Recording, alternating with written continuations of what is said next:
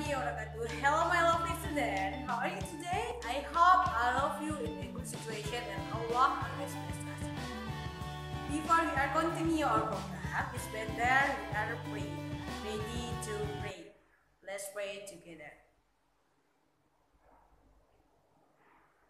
Amin.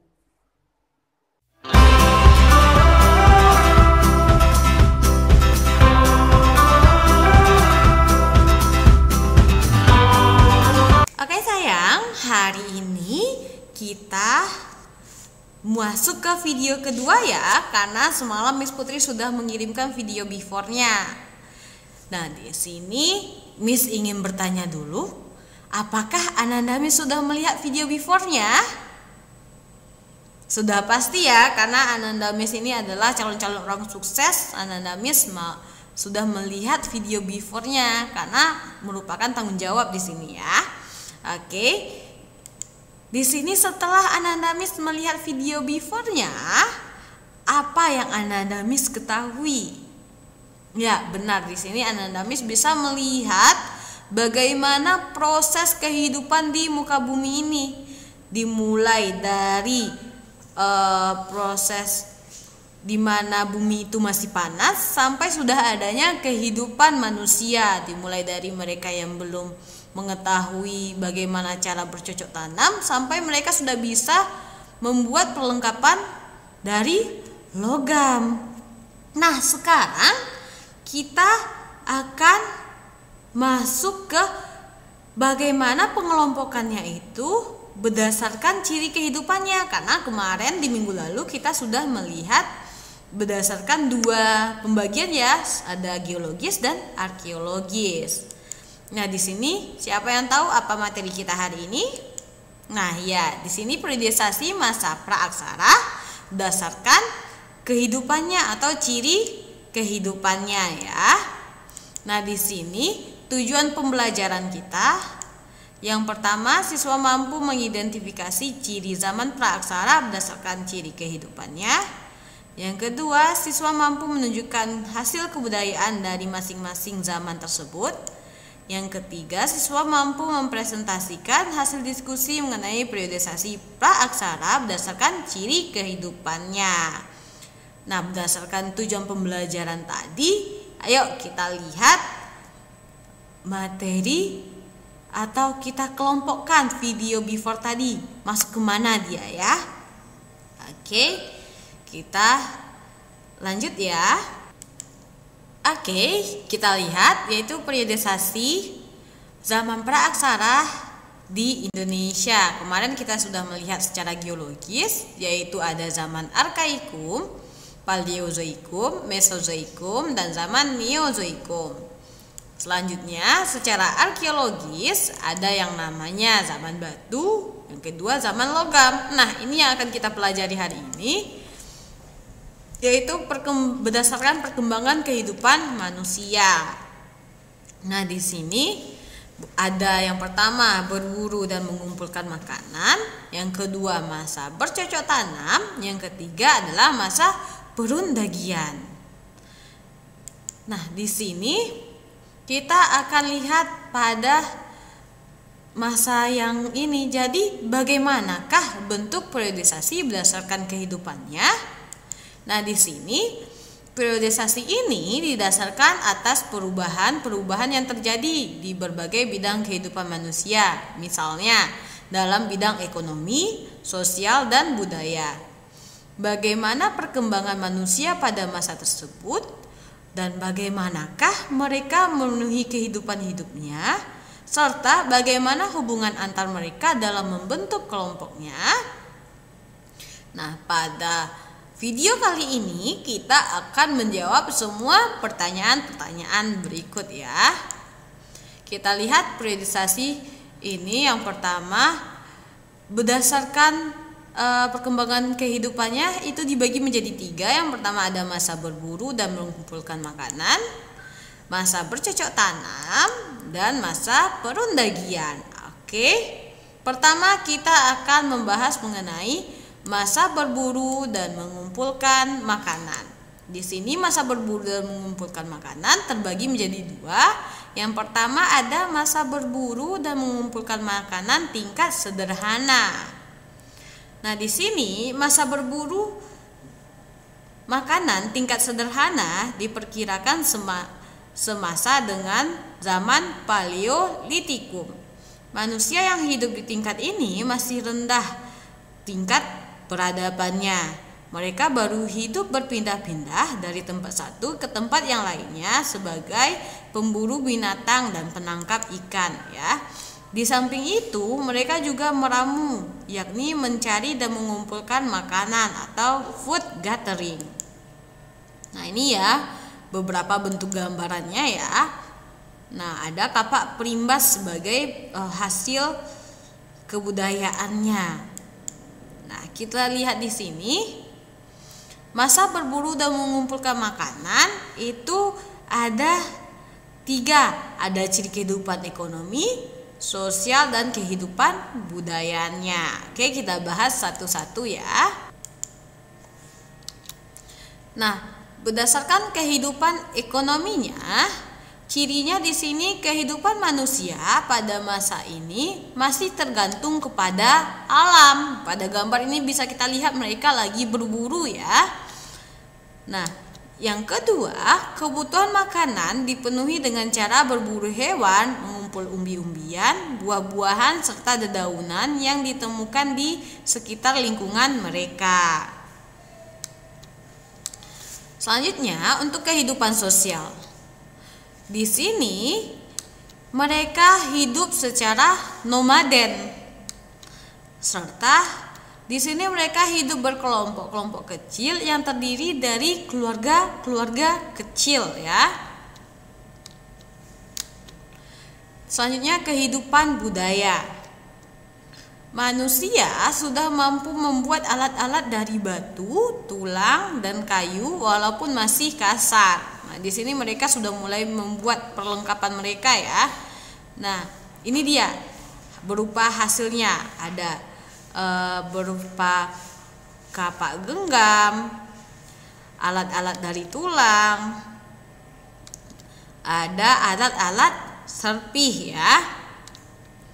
Nah, di sini selanjutnya kita akan melihat masa berburu dan mengumpulkan makanan yang kedua, yaitu tingkat lanjut ya. Nah, masa ini diperkirakan sama dengan zaman Mesolitikum.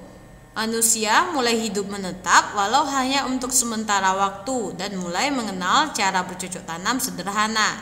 Selain itu, tampak kegiatan-kegiatan manusia yang menghasilkan sesuatu yang sebelum dicapai pada masa sebelumnya, seperti lukisan di dinding gua atau dinding karang ya.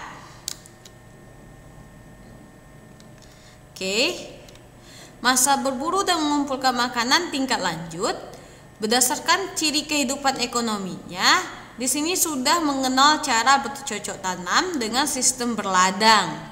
Selanjutnya, caranya yaitu menebang hutan, kemudian membersihkan dan menanaminya. Beberapa kali tanah ladang itu dipergunakan dan setelah dirasakan kesuburannya berkurang, maka mereka akan berpindah kepada tempat yang lainnya.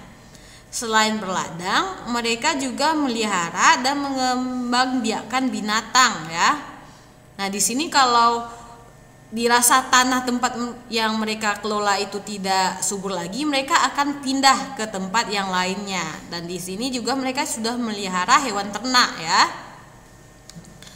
Selanjutnya, masa berburu dan mengumpulkan makanan tingkat lanjut itu dilihat dari ciri kehidupan sosialnya. Nah, di sini kehidupan manusia pada masa ini masih dipengaruhi oleh cara hidup pada masa sebelumnya, di mana mereka masih melakukan perburuan hewan, menangkap ikan, mencari kerang, dan mengumpulkan makanan di lingkungan sekitarnya. Selanjutnya, manusia secara berkelompok mulai hidup menetap dengan memilih gua sebagai tempat tinggalnya. Terus biasanya gua yang dipilih adalah gua yang letaknya cukup tinggi, yaitu di lereng bukit dan dekat dengan mata air ya. Selanjutnya, kita lihat berdasarkan kehidupan budayanya.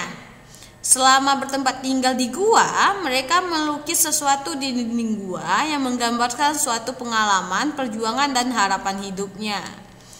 Nah, di sini lukisan ini dibuat dengan cara menggores pada dinding atau dengan memberi warna merah, hitam, dan putih. Bentuknya ada berupa gambar tangan, binatang, atau bentuk lainnya. Nah, di sini mereka juga membuat alat-alat sederhana dari batu, tulang dengan bentuk yang halus. Ada kapak genggam, alat serpi, serta kapak penetak. Nah, selanjutnya masa bercocok tanam. Masa bercocok tanam diperkirakan semasa dengan zaman Neolitikum. Manusia sudah memiliki kemampuan mengolah alam untuk memenuhi kebutuhan hidupnya dengan bercocok tanam dan mengembangkan binatang ternak. Nah, di sini berdasarkan ciri kehidupan ekonominya, di sini pada masa bercocok tanam manusia tidak lagi sepenuhnya bergantung kepada alam. Selain bercocok tanam, mereka juga mengembangbiakkan binatang ternak seperti ayam, kerbau, dan hewan ternak lainnya. Nah, di sini manusia pada masa bercocok tanam diperkirakan sudah melakukan kegiatan perdagangan yang bersifat barter ya. Oke. Berdasarkan kehidupan sosialnya, di sini mereka hidup menetap di suatu tempat secara berkelompok dan membentuk masyarakat perkampungan. Nah, di sini sudah adanya pimpinan kelompok berupa kepala kampung. Terus terdapat pembagian kerja antara penduduk laki-laki dan penduduk perempuan, di mana penduduk perempuan di sini bekerja di rumah, yang laki-laki di sini mereka berburu, dan juga mereka yang bekerja di ladang, yang perempuan di sini hanya membantu. Oke, masa bercocok tanam ini juga kita lihat berdasarkan ciri sosialnya. Di sini manusia semakin mahir membuat berbagai alat atau perkakas. Selanjutnya, berkembangnya kepercayaan bahwa roh seseorang tidak lenyap pada saat meninggal dunia. Dan berkembang juga pendirian bangunan-bangunan megalitik. Ada berupa kubur batu, arca batu, punden berundak-undak, waruga, menhir, sarkofagus, dan dolmen. Oke, kita masuk ke masa selanjutnya, ada masa perundagian. Pada masa perundagian ini merupakan akhir dari masa praaksara di Indonesia. Masa perundagian diperkirakan semasa dengan zaman perunggu. Nah, kata perundagian berasal dari bahasa Bari atau yaitu undagi yang mengatakan tentang ada sekelompok orang yang bisa dalam usaha tertentu, misalnya pembuatan gabah, pembuatan perhiasan, atau pembuatan sampan. Nah, di sini kita lihat ciri kehidupan ekonominya. Di sini kegiatan kehidupan yang mereka lakukan tidak lagi sekedar untuk memenuhi kebutuhan hidup, melainkan untuk meningkatkan kesejahteraan. Serta munculnya golongan masyarakat yang memiliki keterampilan tertentu menyebabkan teknologi berkembang pesat. Serta sudah adanya perkembangan dalam kegiatan perdagangan ya. Berdasarkan kehidupan sosialnya, di sini mereka sudah hidup menetap di perkampungan yang lebih besar dan lebih teratur. Selanjutnya, masyarakat tersusun dalam kelompok yang beragam. Ada kelompok petani, ada kelompok pedagang, ada pula kelompok undagi. Nah, di sini berburu binatang liar seperti harimau dan kijang masih tetap dilakukan. Selanjutnya, kita masuk ke kehidupan budayanya. Nah, pada kehidupan budaya, manusia sudah mahir membuat berbagai peralatan atau perkakas dari logam ya, kayak perhiasan dan ada kapak perunggu. Selanjutnya, masyarakat meyakini bahwa arwah nenek moyang berpengaruh dalam kehidupannya. Nah, di sini ada mereka membuat seperti nekara dan arca perunggu yang digunakan sebagai alat untuk menyembah nenek moyangnya. Selanjutnya, berbagai bidang seni seperti seni lukis, seni ukir, pahat, seni patung, dan seni bangunan atau arsitektur mengalami perkembangan. Nah, kita lihat Dari awal-awal bentuknya yang masih kasar, sekarang pada zaman perundagian ini sudah bagus, bentuknya sudah nampak ya, seninya itu sudah nampak kayak arca perunggu. Ini bentuk dari patung. Oke, kita sudah melihat tadi ya mengenai pembagian masa praaksara berdasarkan kehidupan manusianya, ciri kehidupan manusianya. Nah, di sini dapat kita simpulkan di mana berdasarkan ciri kehidupannya masa praaksara itu dibagi 3. Ada masa yang pertama, masa berburu dan mengumpulkan makanan. Yang kedua, masa bercocok tanam. Yang ketiga, ada masa perundagian. Ketiga masa itu berhubungan erat dengan 3 pembagian masa yang lainnya, di mana tadi ada yang berhubungan dengan secara geologis dan secara arkeologisnya. Mereka saling berhubungan ya. Jadi tidak ada perbedaan. Yang dibedakan di sini nama masanya. Kalau nanti ditanya berdasarkan arkeologisnya, itu nanti akan berbeda dengan berdasarkan ciri kehidupannya, kayak gitu. Nah, di sini dapat kita simpulkan bahwa pada masa berburu dan mengumpulkan makanan, di sini mereka masih tidak menetap, kehidupan mereka masih bergantung kepada alam. Adapun yang sudah mulai menetap tapi belum permanen ya. Terus pada masa pertanian atau bercocok tanam, di sini mereka sudah mulai menetap, sudah mulai mengolah lahan pertanian, dan di sini kehidupan mereka sudah terstruktur gitu kan. Selanjutnya yang terakhir masa perundagian. Nah, masa perundagian inilah yang menjadi masa terakhir pada praaksara itu, di mana pada masa ini semuanya sudah berkembang pesat, seperti dalam bidang ekonomi, dalam bidang sosial dan bidang kebudayaannya ya.